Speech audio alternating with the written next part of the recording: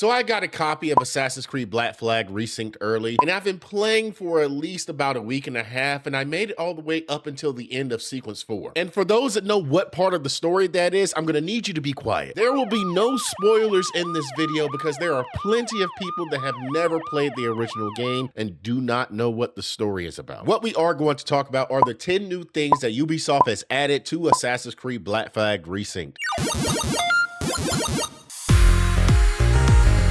Now, for those that are looking for my thoughts and impressions of Assassin's Creed Black Flag Resynced, be sure to go ahead and hit that subscribe button and then make sure you have all notifications turned on so that way on July 8th, when I drop my first impressions video of Assassin's Creed Black Flag Resynced, you will get the notification. So without wasting any more time, number 10 is going to be the dynamic weather system. The Anvil engine has completely overhauled a lot of the things in this game, and the weather system seems to have been one of the most impacted things. On top of everything that we had from the original game, like water spouts, rogue waves, and storms, we also have severe storms on the seas and in ports and towns. If you're on the seas and a storm starts, you can see exactly where the lightning is about to strike, and when it strikes, it strikes. And then when you're in the towns and ports, there will be all types of weather conditions, except for like wintry conditions, because obviously this is the Caribbean. But there will be times of light rain and heavy rain, no pun intended. Jason!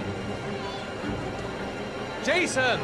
And it really makes it feel very reminiscent of that one CGI trailer from the pre-release time frame of the original game. So Ubisoft, let me go ahead and tell y'all were in your bag with this one. Again, it really makes the game feel super immersive. Last thing about the weather that completely scared me at one point is the fact that strong winds are now in the game. At random times while you're at sea, a strong wind will throw the jackdaw in a random direction, and if you're not paying attention, you could potentially cause some serious damage just like I did. All right, number 9 is going to be the loading screen. Entering in towns and ports have been completely removed. With the power of modern day consoles and the capabilities of the Anvil engine, Assassin's Creed Black Flag Resynced is even more immersive than the original game. Instead of coming close to a town or a port and hitting that classic Animus loading screen, you simply continue to sail straight to the dock. Now, you would think something this simple really wouldn't matter that much, but this whole change really makes the game feel so much more immersive. All right, number 8 is going to be the ability to dive pretty much anywhere you see fit. The original game allowed you to only pretty much dive in specific areas with the dive bell, but now you can pretty much hop off your ship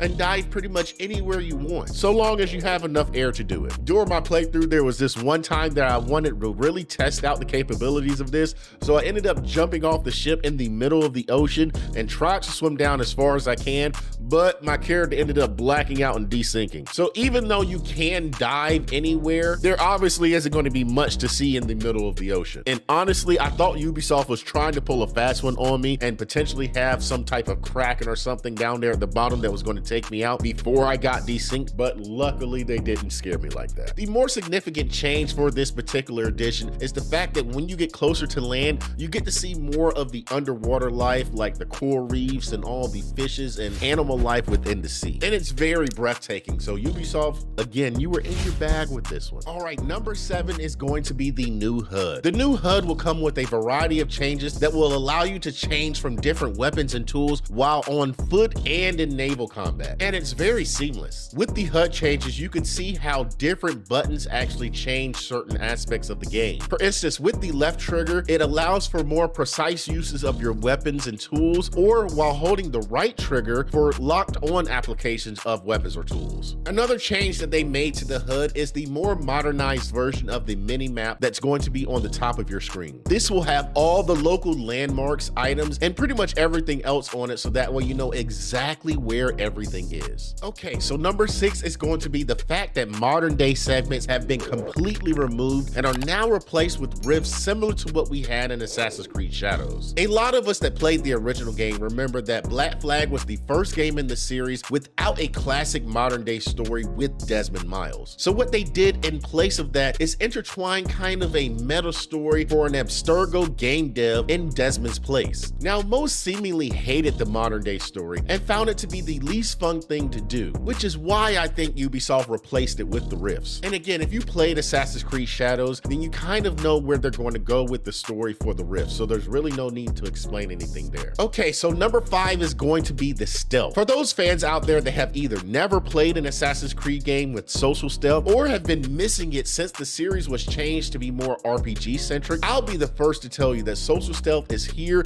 but with a few changes. Now you can still walk into crowds and sit on benches to blend in, and even remove your hood. Now that last one doesn't actually add anything to social stealth, it's just a nice addition to actually add to the immersiveness of being stealthy. One big change that wasn't really in the original game is the ability to crouch with a press of a button. Now yes, this is something simple, I know, but it wasn't something you could do in the original game unless you were in bushes. Plus, with the same button, you can slide if you've been sprinting. So it adds a whole new way to sneak around, take out your enemies, and be really smooth with it. All right, number 4 is going to be Kenway's Fleet. Now, Kenway's Fleet is something that some fans didn't really care to take part of in the original game, especially when it was partially a mobile additive to the game. You see, back in my day, most games had mobile companion apps, and most of them really weren't that good. Luckily though, we won't have a mobile companion app this time around. But just like in the original game, you can do Kenway's Fleet in-game within the captain quarters of your ship. On top of that, this time around, Ubisoft has also decided to put it in your mansion within Great Inagua, which essentially is a port for your pirate fleet. And it works exactly the same as it did back in the day. Number 3 is going to be the new naval officers that you get to add to your crew. You'll have access to 3 new officers, that being the Padre, Lucy Baldwin, and Deadman Smith, with the first 2 being able to be gained fairly early in the game. They each will have their own stories for you to take part in before they're able to join your crew and while they sail with you. They each also add different skills to the ship,